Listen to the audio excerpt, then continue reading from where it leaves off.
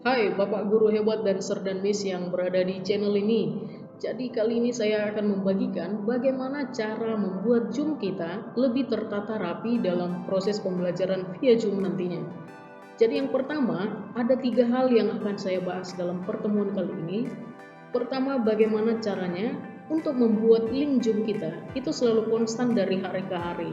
Jadi walaupun kita berbeda jam memberikan materinya atau kita berbeda hari dalam memberi materinya, itu link kita akan tetap konstan. Yang kedua, kita bisa membuat teman kita sebagai host. Kita tahu kalau Zoom yang versi gratis maka tidak bisa menjadikan co-host. Tetapi kita bisa membuat teman kita yang lain bila kita memerlukan bantuan di sebuah pembelajaran, kita bisa membuat teman kita yang lain sebagai host dan kita tetap bisa share screen ataupun membagikan layar ataupun membagikan media kepada teman-teman kita yang lain walaupun kita tidak sebagai hostnya. Kemudian yang ketiga, bagaimana caranya mengunci layar kita agar peserta tidak bisa mencoret-coret hasil share screen kita. Jadi kan banyak keluhan selama ini, kenapa layar saya dicoret, kenapa layar saya bertinta-tinta. Jadi itu namanya annotation pada Zoom. Bagaimana caranya? Ini yang akan kita bahas kali ini. Jadi cara yang pertama adalah kita harus membuka Zoom-nya dulu. Selepas kita buka Zoom, pastikan kita sudah login di dalam Zoom-nya dengan ada tanda seperti ini. Tanda login kita sudah ada akun kita. Kemudian klik setting karena kita akan mulai mengatur. Kemudian kita lihat di sini ada beberapa peraturan di sini atau pengaturan. Ini tidak full. Kalau yang dibagikan di aplikasi ini sangat sedikit pengaturannya, tetapi kita akan buka via web pengaturannya, view more setting. Ini pastikan kita klik. Saat kita klik, maka akan muncul seperti ini. Saya salahkan dulu. Akan muncul seperti ini. Pastikan Anda login dengan akun yang sama saat ada pertanyaan login. Jadi loginnya via Gmail lebih disarankan. Ada beberapa ketentuan yang akan kita lihat dalam peraturan atau pengaturan Zoom ini. Sangat banyak yang bisa kita modifikasi di sini. Pertama, waiting room. Waiting room ini fungsinya saat kita menjadikan orang-orang yang sudah masuk itu berada dalam sebuah list. Mereka tidak bisa langsung otomatis bergabung dalam pembelajaran kita, tapi kita harus admit dulu, harus setujui dulu. Itu dia kegunaannya. Yang pertama kita akan bahas untuk 3 hal tadi saja. Pertama ini, jadi kita pastikan harus enable personal meeting ID. Jadi PMI-nya itu harus aktif.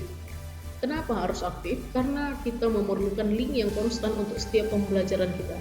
Jadi ini pastikan kita centang biru, berwarna biru, tidak abu-abu lagi. Kemudian use personal meeting ID when schedule meeting pun kita harus centang biru juga. Seperti ini. Jadi kedua hal itu harus dicentang biru biar ketika kita schedule atau menjadwalkan pertemuan Zoom kita juga, kita bisa mendapatkan link yang sama. Jadi tidak takut lagi Zoom kita berakhir. Contoh ada kasus Zoom kita berakhir, karena kan Zoom gratisan itu hanya 40 menit. Saat Zoom kita berakhir, maka kita tinggal mengarahkan peserta untuk mengklik kembali link kita yang sudah ada sebelumnya. Jadi kita tidak perlu takut. Kemudian ada beberapa peraturannya. Ini jika diperkenankan mengirim chat semua partisipan ke semua partisipan yang lain. Jika ini tidak diizinkan, maka partisipan tidak akan bisa berchat ria dengan teman-teman yang lain. Oke, ini private chat jika ada one by one untuk chatnya. Jadi cuman ada satu chat ke satu orang. Kemudian ada beberapa peraturan yang banyak bisa kita setting di sini. Kemudian ini perlu screen sharing. Jadi allow host and participant to share their screen or content during meeting. Jadi ini pengertiannya adalah kita memberikan akses pada orang host dan partisipan yang lain untuk share screen pada saat terjadinya pembelajaran. Jadi siapa aja yang bisa men-share? Semua partisipan. Pastikan kita klik ini. Bila kita memerlukan bantuan teman kita yang lain, dan Zoom kita itu gratisan, jadi tidak bisa sebagai co-host, tidak bisa menjadikan orang lain sebagai co-host, maka kita harus membuat ini seperti ini peraturannya. Jadi ada all participant, kemudian who can start sharing when someone else is sharing, ini pastikan host only. Jadi ketika sudah ada yang sharing, maka tidak ada yang bisa mengganggu orang yang sharing tersebut, kecuali host ataupun orang yang sudah kita tunjuk menggantikan kita sebagai host, karena fungsi kita mengaktifkan itu adalah untuk bisa saling membantu di dalam proses pembelajaran kita. Kemudian ini, disable desktop screen share for user, disable desktop screen share in meeting and only allow sharing of selected application.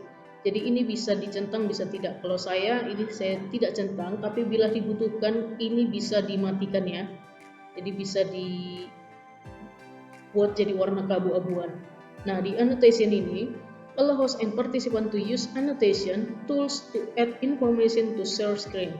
Jadi inilah poin kedua yang bisa kita pilih.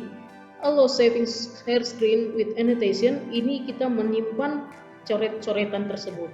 Kemudian yang kedua, only the user who is sharing can annotate. Hanya orang yang share screen yang bisa mencoret layarnya. Pastikan kita mencentang ini. Jadi orang lain tidak bisa mengganggu kita saat kita share screen. Oke. Kemudian sudah sangat banyak di sini peraturannya lagi yang bisa kita buat. Tapi kita sudah pas untuk 3 hal yang mau kita bahas tadi. Yang pertama, bagaimana menjadikan orang sebagai host pada Zoom gratisan dan kita tetap bisa share screen walaupun kita sebagai partisipan. Kemudian yang kedua, bagaimana cara membuat link kita selalu konstan. Ingat, kita harus mengaktifkan PMI, Personal Meeting ID. Jadi di Personal Meeting ID itu pastikan kita aktif karena biar ID link kita itu selalu konstan dari hari ke hari, tidak berubah ya. Lalu yang ketiga, kita tadi mau membuat annotation ya. Jadi who can share ini pastikan semua seperti ini settingnya. Kemudian di annotation itu kita pastikan settingnya yang di bawah ini harus dicentang biru.